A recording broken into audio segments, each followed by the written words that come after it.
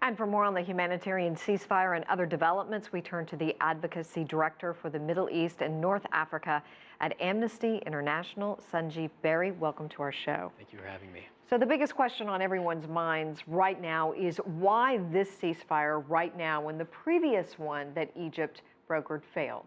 You know, it's difficult to know what the motives are and the reasons are between the parties in the conflict. The most important thing for all of us who are watching and advocating for the right outcome is to call for basic human rights. That means that civilians must be protected no matter who is attacking who. And right now we have serious cause for concern at Amnesty International with regards to the attacks that have happened so far from both sides. You know, why do you think Israel has agreed to back off? Just because of the casualties?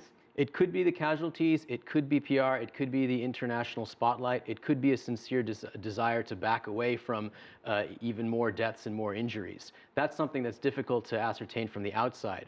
What we do know right now is that several hundred Palestinians have been seriously injured, hundreds of homes have been destroyed, one Israeli has been killed, and some 200 Palestinians have died as well.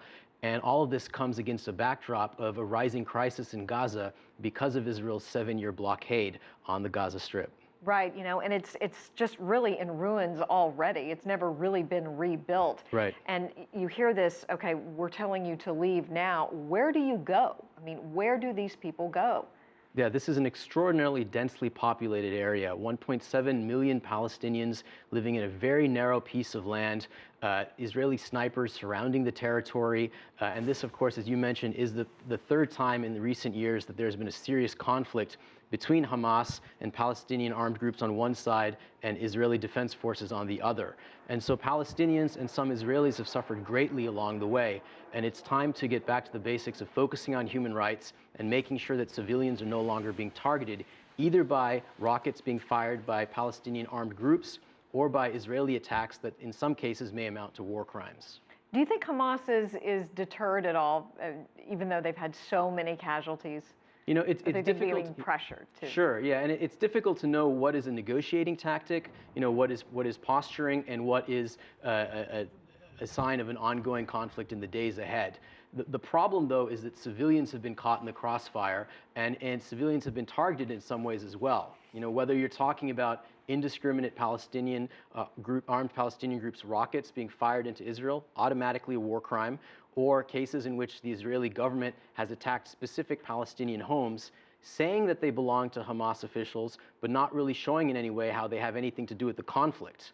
Of course, Netanyahu is throwing stones as well, saying that the Palestinians are using their own people as human shields, and the West is pressuring Hamas to come to the table. They've accepted the ceasefire that has been on the table, but they're really digging their heels in at the cost of their own people, Sunjeev. Right, and that's why Amnesty International is calling on the United Nations to establish a full arms embargo, not just on Hamas, not just on armed Palestinian groups, but also on Israel. And in the meantime, until that arms embargo is put in place, individual countries need to stop the flow of weapons and arms to all of the parties. Here in the United States, here in Washington, D.C., Amnesty International USA has called on the U.S. Congress to cut off weapons and arms to Israel. Okay, so Israel now has this Iron Dome, which has been really successful in pushing back against Hamas. They're pretty sophisticated. Right, and I've read conflicting reports as to, you know, what percentage of rockets fired by Hamas or Palestinian armed groups have been intercepted by Iron Dome. There's some debate about that. The bottom line is any rocket that's not targeted towards combatants, that's fired into a civilian population, is a war crime. It's an act in violation of the basic rules of war. I would think what would make it especially difficult is when you have a group like Hamas who is willing to sacrifice their own people in the process. I mean, they're not the ones who are pushing back on this. Right, and there's a lot of challenge on both sides in terms of ensuring that the armed parties to the conflict are actually following the basic rules of war and respecting civilian life. You know, it may be a good thing for Palestinian civilians on the ground if this temporary pause in hostilities happens tomorrow, reportedly at 10 a.m. local time in the region. But it's important to remember that this is coming in the context of a 7-year blockade by Israel on the Gaza Strip. Right. Every time these wars and conflicts break out, there's no opportunity to rebuild, no opportunity to get lives back to normal. And just quickly, I've got to go, but I wanted to ask you about the ground invasion. This is going to be a whole nother chapter Yeah, and given the long history of the Israeli military occupation of the occupied Palestinian territories, a ground invasion bears significant risk of more loss of civilian life and more potential human rights violations. Sunjeev Bery from Amnesty International, thank you so much for your time and your Thank you. insight.